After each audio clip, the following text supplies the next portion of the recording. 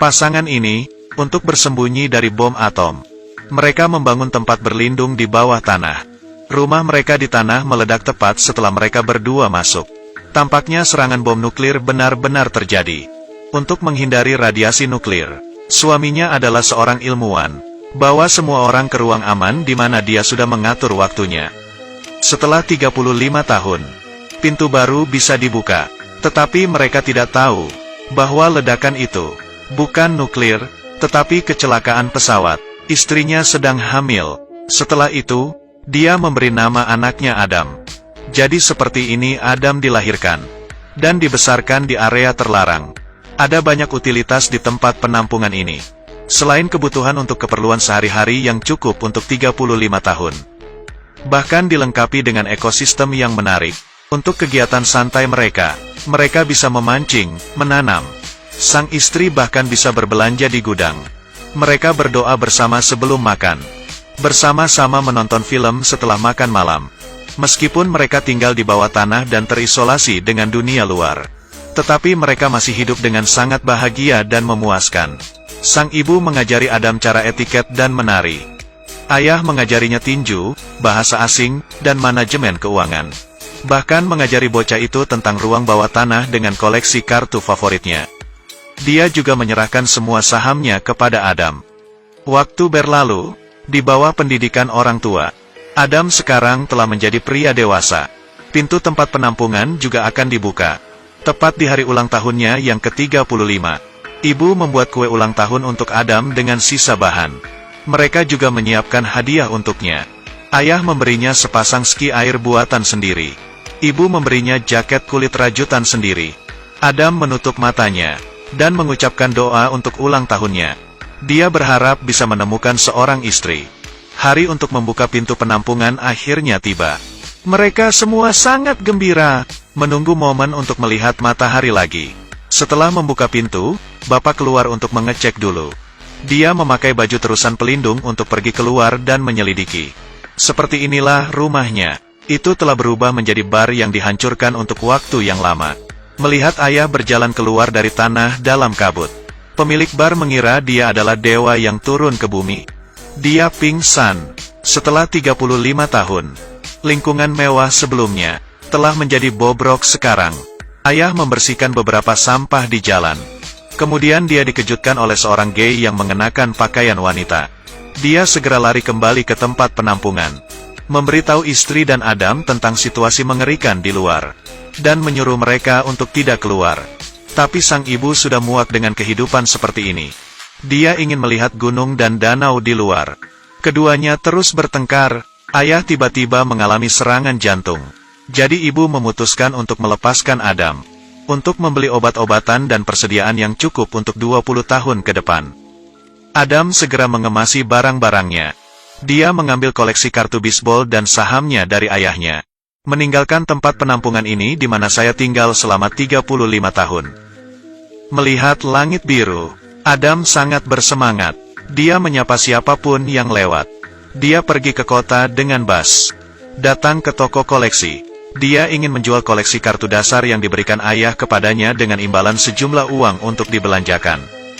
Bos melihat koleksi kartu bisbol White Owl yang lama. Dia langsung tertegun. Karena koleksi kartu baseball retro ini sangat berharga untuk saat ini. Tetapi bos merasakannya. Adam sepertinya tidak tahu tentang nilainya. Jadi dia menyarankan untuk membayar seluruh kotak seharga $500. Adam mengira dia telah membuat kesepakatan yang bagus. Tapi berkat Eve, pramuniaga berdiri di dekatnya. Katanya satu kartu di kotak ini bernilai $6.000. Intervensi Eve membuat bosnya marah. Jadi dia segera memecatnya. Adam jatuh cinta pada gadis yang baik dan antusias ini pada pandangan pertama. Dan ingin lebih banyak berbicara dengannya. Dia meminta Eve untuk mengantarnya ke hotel. Sebagai imbalan, dia akan membayarnya kartu bisbol. Tapi keesokan harinya, ia datang ke hotel dan memberinya kembali kartu bisbol. Aku tidak bisa menerima ini untuk mengantarmu pulang. Saya berharap saya bisa, tetapi saya tidak bisa. Jadi sini, ambil kembali. Tapi Adam tidak mau menyerah pada Hawa. Dia mengusulkan untuk mempekerjakan Eve untuk membantunya menjual kartu. Lalu gunakan uang itu untuk membeli kebutuhan sehari-hari. Menghadapi godaan gaji tinggi yang ditawarkan oleh Adam, Eve setuju. Mereka mulai berbelanja di gudang. Eve tidak ada ide, mengapa Adam membeli begitu banyak barang. Di matanya, Adam adalah anak laki-laki besar yang aneh. Setelah membeli semua persediaan, Adam meminta Hawa membantunya menemukan istri. Eve tidak bisa berkata apa-apa, tapi menurutinya. Sebenarnya, dalam beberapa hari terakhir bersamanya, bahkan juga tersentuh oleh bocah besar yang hangat dan polos ini. Adam penasaran tentang apapun. Dia meluncur dengan bebas, menyelam sendiri di laut dengan kegembiraan. Bahkan dia juga bermain dengan hujan. Tetapi orang tua dan saudara laki-laki Eve sama-sama gagal dalam pernikahan. Ini membuatnya tidak berani menerima Adam dengan mudah. Untuk mencarikan istri bagi Adam, Eve membawanya ke bar di malam hari.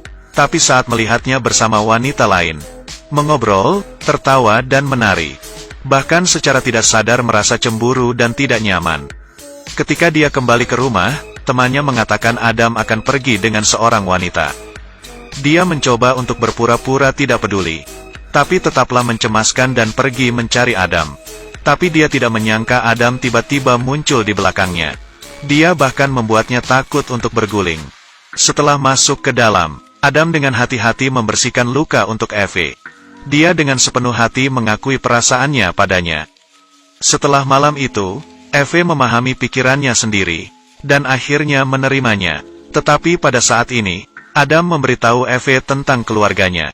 Ketika bom atom meledak di Los Angeles pada tahun 1962, orang tua saya pergi ke tempat penampungan bawah tanah. Itu juga tempat saya lahir. Saya ingin membawamu ke sana. Pergi ke tempat penampungan bawah tanah. Setelah mendengar apa yang dikatakan Adam, hanya memiliki satu pikiran. Dia sudah gila. Jadi dia cepat dan mengucapkan selamat tinggal pada Adam. Keesokan harinya, Adam dan temannya pergi. Menemukan pintu masuk rumahnya secara tidak sengaja. Dia pergi ke rumah Eve dengan senang hati. Ingin memberitahunya tentang kabar baik ini. Tapi Evan telah membawa psikiater. Mereka ingin membawa Adam untuk pemeriksaan. Adam lari dari mereka. Sebelum pergi, dia juga memberikan semua kartu bisbol yang tersisa kepada Eve. Adam akhirnya kembali ke rumah, bertemu dengan orang tuanya, dan dengan bantuan penjaga bar di atas, mengumpulkan orang untuk membantunya membawa persediaan yang dibeli dari gudang. Dan teman Eve juga ditemukan. Saham yang ditinggalkan Adam bernilai 10 juta uset, dan barang-barang yang digunakan Adam juga diproduksi 35 tahun yang lalu. Mereka mulai percaya, apa yang dikatakan Adam mungkin benar. Jadi mereka memutuskan untuk menemukan Adam. Tapi ini seperti menemukan jarum di tumpukan jerami. Keduanya tidak mendapat apa-apa dan merasa frustrasi.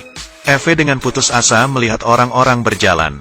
Dia tidak tahu apakah dia bisa bertemu Adam lagi di masa depan. Dia merasa sangat sedih. Pada saat ini, Adam muncul di seberang jalan.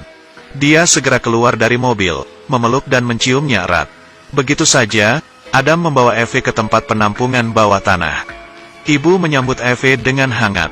Ayah, di sisi lain, diam-diam mengajari Adam beberapa pengetahuan yang diperlukan, agar orang tua lebih beradaptasi dengan kehidupan luar. Adam menukar beberapa saham dan kartu bisbol dengan uang, mulai berinvestasi di berbagai industri, dan membangun rumah besar di pinggiran. Sampai semuanya beres, dia membawa orang tuanya dari ruang bawah tanah ke rumah besar di pinggiran kota. Adam ingin memberi mereka waktu untuk beradaptasi dengan dunia luar. Dan sejujurnya tidak ada serangan bom nuklir sama sekali. Ibu senang melihat langit lagi. Sebagai seorang ilmuwan, ayah masih skeptis tentang segala hal di luar. Saat ibu sibuk dengan masakannya, dia diam-diam mengukur ukuran halaman, merencanakan area untuk tempat penampungan berikutnya.